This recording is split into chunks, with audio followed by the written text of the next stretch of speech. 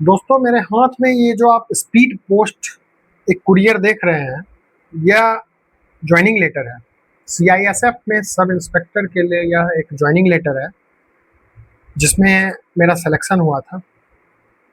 पिछले कई दिनों से मेरे मन में एक सवाल था, जो मैं आप सबसे पूछना चाह रहा था और बताना चाह रहा था कि क्या होगा अगर आपको आपकी मनपसंदी जॉब मिल जाए, गवर्नमेंट जॉब मिल जाए, आपका सिलेक्शन हो जाए, आपके घर वालों के चेहरे पे खुशी आ जाए, अपने मोहल्ले में मिठाई भी बँटवा दी हो, आपका जॉइनिंग लेटर तक आ गया हो और फिर जॉइनिंग से ठीक 2 दिन पहले पता चले आपको कि आपकी अपॉइंटमेंट कैंसल कर दी जा रही है।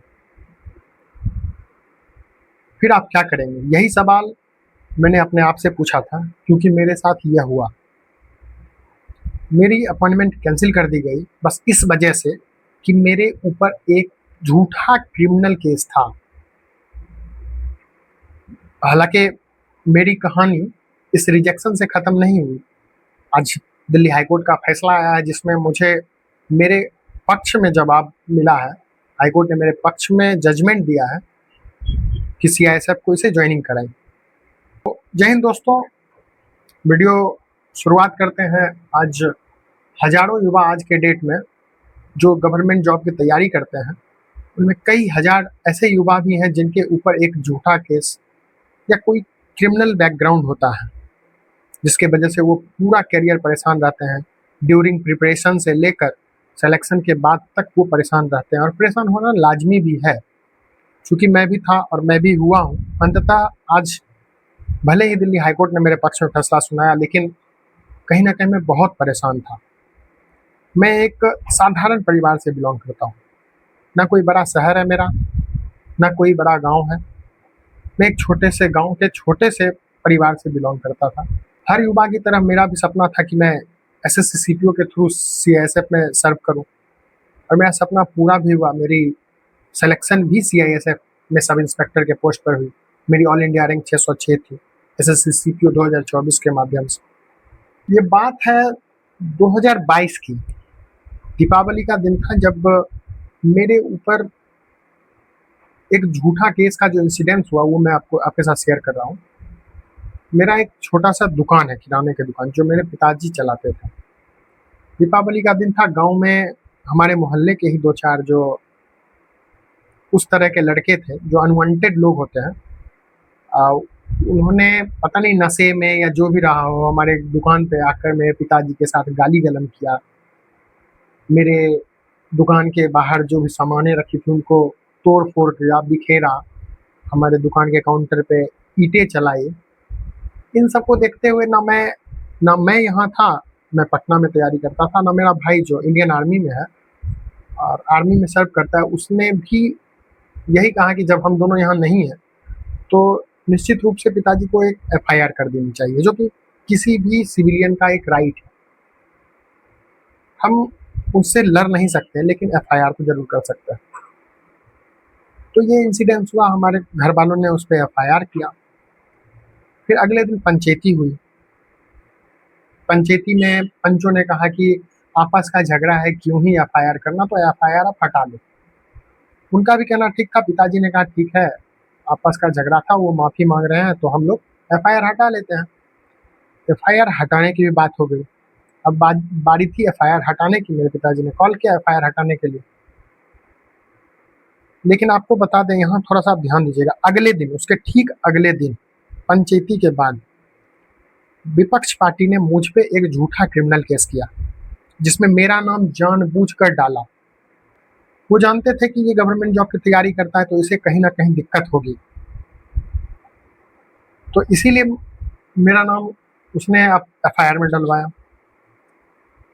बाद में मेरा सिलेक्शन हुआ, मेरी ज्वाइनिंग भी आई, जो मैंने आपको दिखाया। मेरा कैरेक्टर एंटीसीडेंट जब चेक हुआ सीआईएसएफ में, तो मैंने अपने फॉर्म में, अटेस्टेशन फॉर्म में भी डिस्क्लोज किया कि भाई मेरे ऊपर एक झूठी केस थी, जो अब खत्म हो चुका है। लेकिन इसके बावजूद सीआईएसएफ ने मेरा अपॉइंटमेंट कैंसिल किया।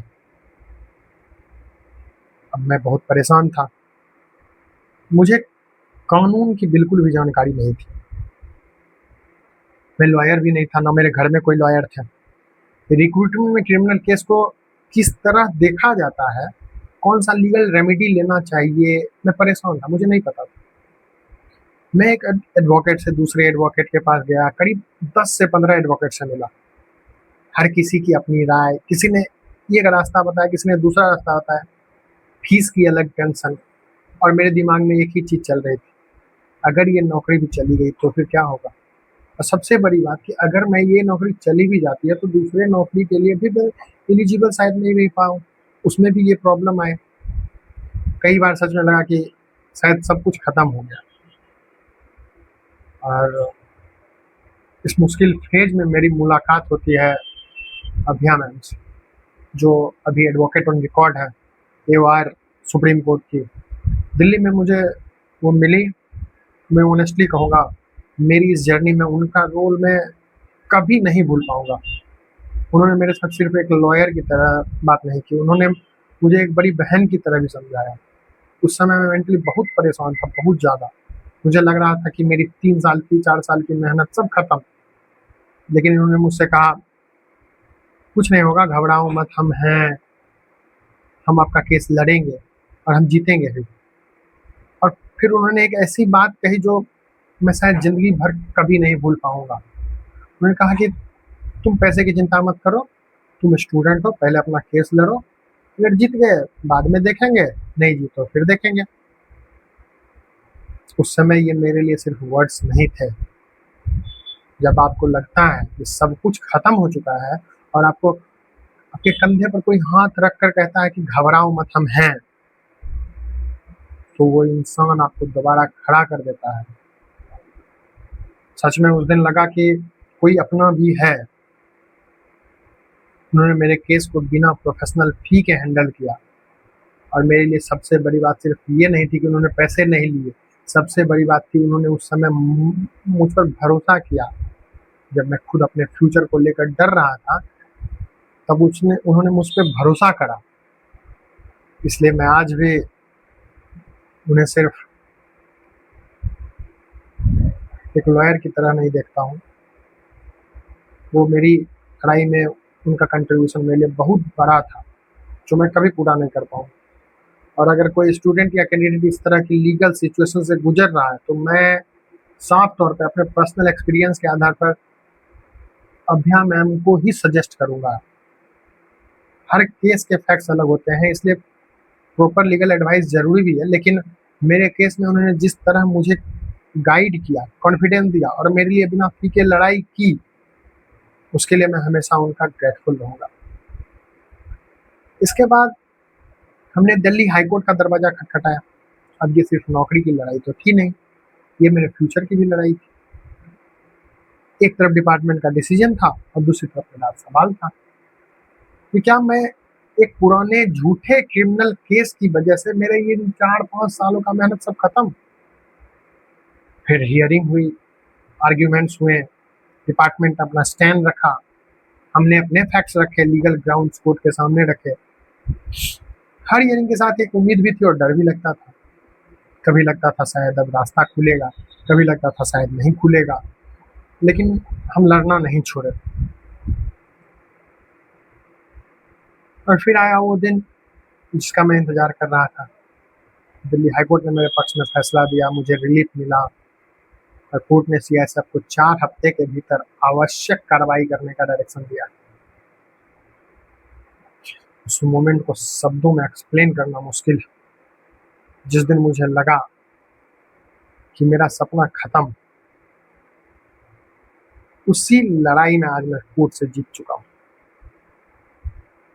खैर, मैं ये वीडियो इसलिए बना रहा हूँ क्योंकि इस पूरी जर्नी में मुझे एक चीज़ समझ आई, क्रिमिनल केस को लेकर बहुत सारे हज़ारों स्टूडेंट के मन में बहुत डर है। उन्हें लगता है अब गवर्नमेंट जॉब नहीं मिलेगी।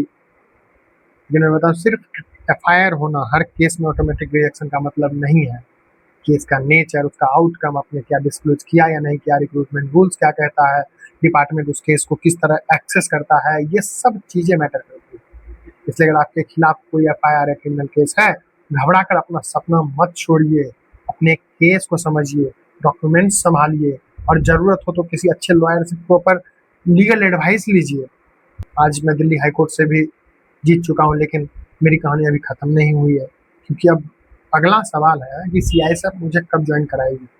क्या डिपार्टमेंट कोर्ट के ऑर्डर के बाद जॉइनिंग देगा?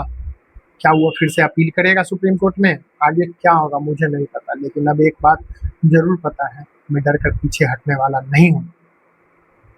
5 साल की मेहनत, एक रिजेक्शन, एक लंबी लीगल बैटल, 10 लॉयर के चक्कर और फिर दिल्ली हाई कोर्ट की जीत, इस पूरी जर्नी में मुझे एक बात सिखाई, सच को परेशान किया जा सकता है, लेकिन हमेशा के लिए हराया नहीं जा सकता।